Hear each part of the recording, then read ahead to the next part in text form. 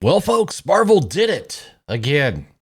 They managed to release a franchise saving movie that held the number one spot for 2 weeks in a row by completely collapsing 66% in the second weekend. A box office victory, according to Disney. And if that's a win, then my car breaking down on the way to work is a romantic comedy.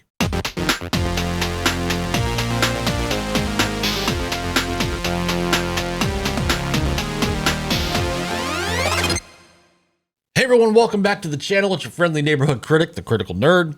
Today we're diving into the flaming wreckage that is Fantastic Four First Step's second weekend at the box office, where the only thing more fragile than the CGI was audience retention. We're talking box office drops, media spin, and why Marvel's first family might also be their final lifeline. So smash that like button like Feige smashing panic buttons, and let's break it all down. So let's start here with the big headline. Fantastic Four First Steps earned $40 million in its second weekend at the box office. Sounds decent, until you remember it opened to just $118 million just 1 week earlier. That's a brutal 66% drop, folks. 66%. Now, the Marvel defenders out there, and bless their shield hearts, are quick to say, but it stayed at number one. Yeah, it held the top spot, because its only competition was the Naked Gun reboot and Bad Guys 2. I mean, those aren't exactly cinematic titans. If your $200 million tentpole film is flexing because it beat the Bad Guys 2, maybe you've already lost. And let's not forget, most of that opening weekend was front-loaded. Over $24 million came from Thursday previews.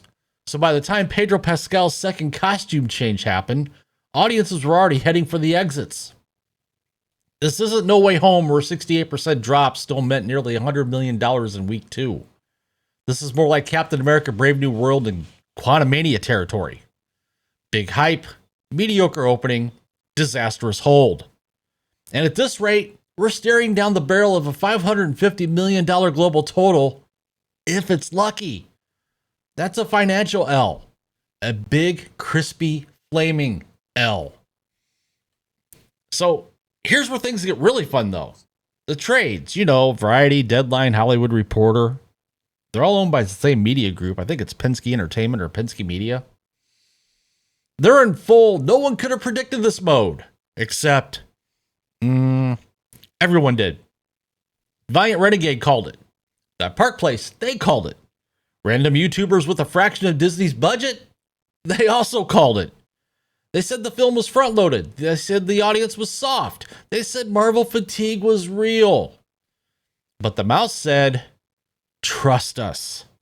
And now Mickey's in the corner, sweating through his gloves. Now let's talk about the marketing. Their strategy, well, it was basically, let's slap Pedro Pascal's face on a poster and hope horny TikTokers save us. Problem is, people are over it. Pascal fatigue is real. He might be the internet daddy, but when daddy keeps showing up in bad movies, even the stands stop calling. And speaking of numbers, did anyone else catch that Marvel's second weekend poll was exactly $40 million? Not $39.8 million, not $40.2 million, just a clean, suspiciously tidy $40 million. Now, compare that to Superman's weekly drop, $13.855 million, right down to the decimal.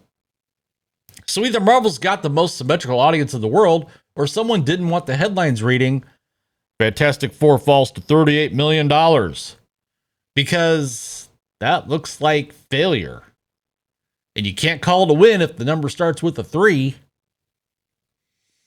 So let's be real here. Marvel needed this movie to win. Not just break even, not just avoid a total collapse, a win. Fantastic Four First Steps was supposed to be the pivot point, the bridge to Avengers Doomsday, the see we're fixing things movie. Instead, it's barely better than Brave New World and Thunderbolts. And guess what? Those were flops. Even fans who like this movie, and there are a few of you out there, myself, I gave it a 6 out of 10, which is the highest tier of mid. But that's not good enough when you're trying to reboot your entire cinematic universe. I mean, let's call it what it is. Another failed attempt to patch the sinking MCU ship with duct tape made of nostalgia and Pedro Pascal's cheekbones. And the damage? It's not just financial, it's reputational. People aren't coming back. People are done doing their homework just to understand the next project. They're done watching Ironheart, She-Hulk, and the Marvels just to maybe understand Avengers Doomsday. Marvel taught audiences they didn't need to care, and guess what? They don't.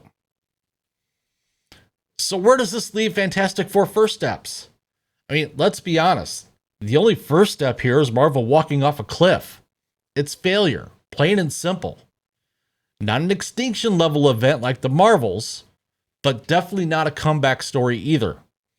And if this is the new standard, 66% drops, 0 staying power, Pedro Pascal exhaustion, and audiences choosing to stay home, then Marvel isn't just limping, it's bleeding out on the side of the road. So thanks for watching, and remember, in a world full of mid, it takes real effort to fall this hard, this fast. Smash that like button, drop your favorite 2025 box office bomb in the comments, subscribe for more breakdowns of Hollywood's self-immolation in real time, and until next time, this has been The Critical Nerd, reminding you that even a round $40 million can look fake. Critical Nerd, out.